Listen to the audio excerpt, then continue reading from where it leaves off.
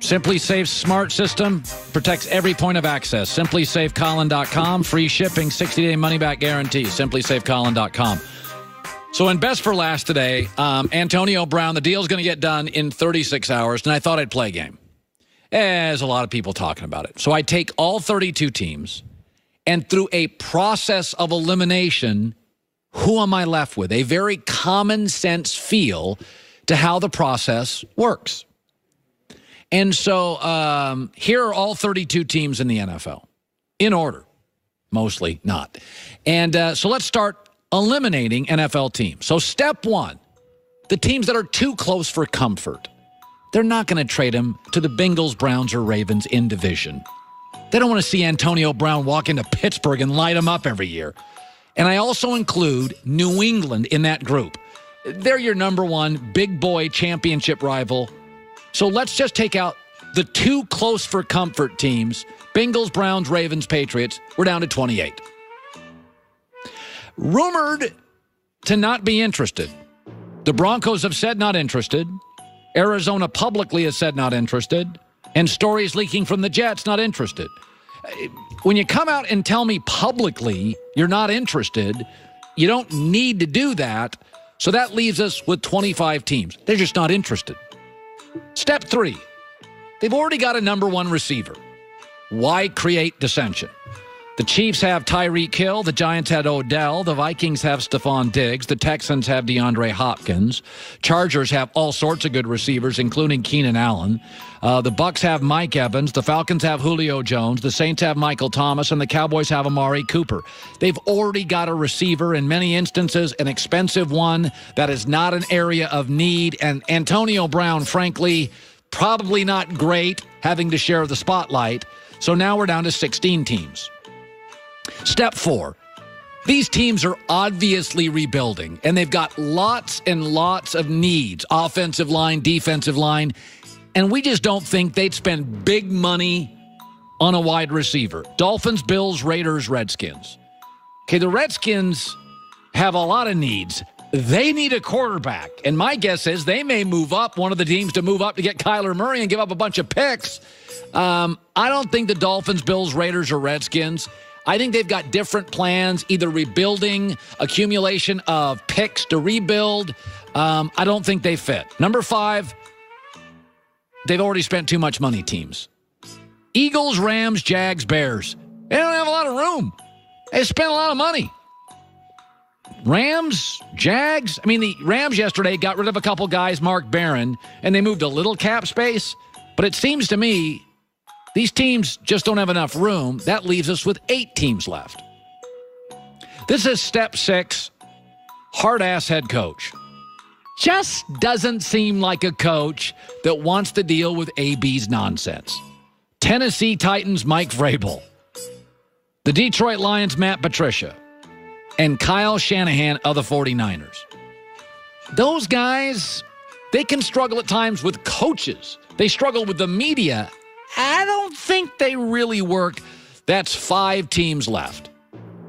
Step 7, not a great cultural fit. Green Bay Packers, they just don't do this. And the Indianapolis Colts, under Chris Ballard, are building a egoless culture. Andrew Luck, they're not looking for dynamic, big personalities. I've been told it wouldn't be a great fit, and they're not interested. I think the Packers and Colts, it just culturally, I don't think fits. And that leaves us, of course, with 3 teams. Let's put the 3 teams up. The Seattle Seahawks, the Carolina Panthers, and the Pittsburgh Steelers. So I am going to eliminate Pittsburgh for, shall we say, obvious reasons. We shall say that, yes. It's a great fit. I'm going to take out Seattle because they have 2 really good wide receivers, and they're becoming kind of a run-first defensive team. And they don't have a ton of extra draft picks. My guess is the Carolina Panthers, and I'm going to give you the reasons I think it's a very interesting fit. Number 1, Cam is the closest thing in the NFL to Big Ben. They do not have a number one star receiver. They have a Le'Veon Bell. His name is Christian McCaffrey, a runner and a pass catcher out of the backfield, so they will have balance. Ron Rivera has handled Cam beautifully for years, and Cam can be a little high maintenance, can be a little needy, handled him very well. Steve Smith, Cam Newton, never a problem there. And by the way, the Panthers are good every other year. 7-9 last year. Antonio Brown comes in with Cam. They've got their Le'Veon Bell. By the way, Ron Rivera, like Tomlin, a player's coach, can handle big personalities. Antonio Brown to the Carolina Panthers. What do you think of that, Joy? You're looking at me, not dismissively, but with great, utter... It's curiosity, mostly. I do like Carolina for Antonio Brown. I think Cam and Antonio Brown would be electric to watch if they could figure it out, and would be great for the league. Cam is a superstar, and so is Antonio Brown, and I do think they will get along, and they're already friends, so it makes perfect sense if Cam can get him the ball. It's very interesting. And let me just throw this out there for Carolina. You're in a division where there's a lot of offense. New Orleans got a lot of offense. Atlanta's got a lot of offense. Tampa Bay's got unbelievable offensive weapons. Carolina could use a pop player. Yeah, and with Christian McCaffrey, it would make them a really well-rounded offense. And Cam's not a precision guy. Cam's a big play guy. Antonio Brown's a big play guy. Tampa's got a Mike Evans, got Mike Thomas, Atlanta's got Julio. You got to start matching up. There's that division's got big-time perimeter weapons. And they have the picks to make it happen. I do think that, Oakland's the favorite to land them. I do think that Oakland is also very interesting, but I like Carolina. I think Carolina was in Peter King's top teams for landing spot. I really enjoyed that segment. The kind of the process of elimination segment. I like that. So Kyrie Irving has had a very weird season. The Celtics last year got to the Eastern Conference Finals without him. And so then they added Kyrie, healthy, Gordon Hayward. And everybody's takeaway, mine included, is, oh, good Lord, Boston's going to be really good. Well, they're 9-2 without Kyrie and have struggled with him. So they just had a plane flight. This week he said he never wanted to be a celebrity, which is odd since he was, in a movie. There's a reason they call them movie stars. Kyrie has been, I think it's fair to say at times this year, a little off, a little high maintenance.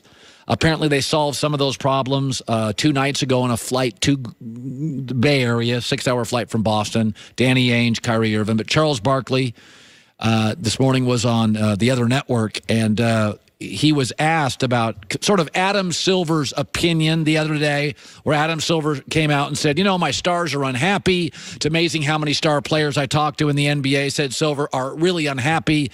And Charles Barkley addressed that.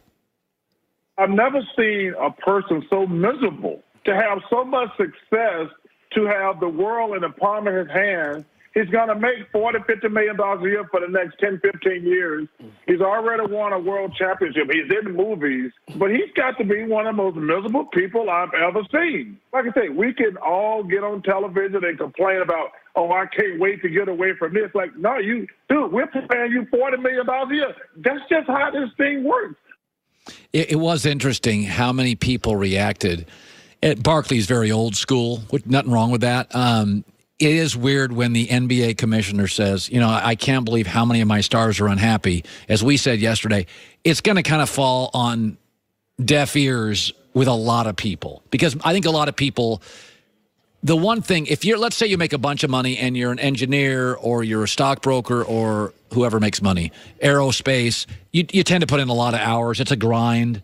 When NBA guys work 6 months off, I think a lot of people just don't want to hear it. 6 months off. A lot of time off. If they have 6 months off, they are going to be off. Well, LeBron's taking defense off this year, so even when he's playing. Okay, he's also in his 16th year, not including the basically 2 years that he's added to his career through the playoffs and yeah, but do you really want to and hear how unhappy those? No, I mean, complaining is not kind to anyone's ears for the most part. Like, people don't want to hear you complaining when you make a lot of money and you're famous and, you know, you get to go to exclusive places and all the things, perks that come with that. But money doesn't make you happy, as cliche as that sounds.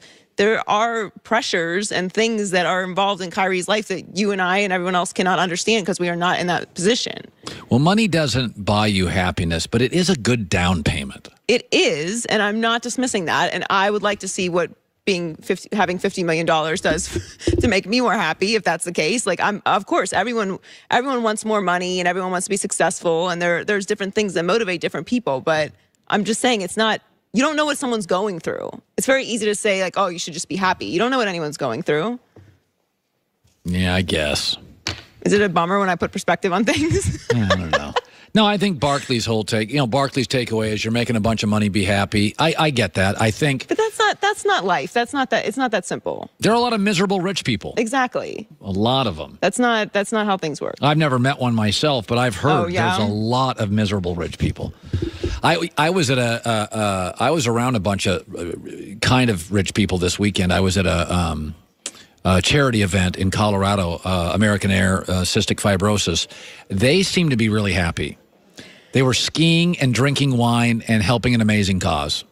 But I think there are miserable rich people somewhere. It's not just about the money.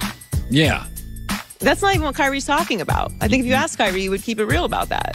All right. Speak for yourselves around the corner. The always outspoken Steven Jackson will be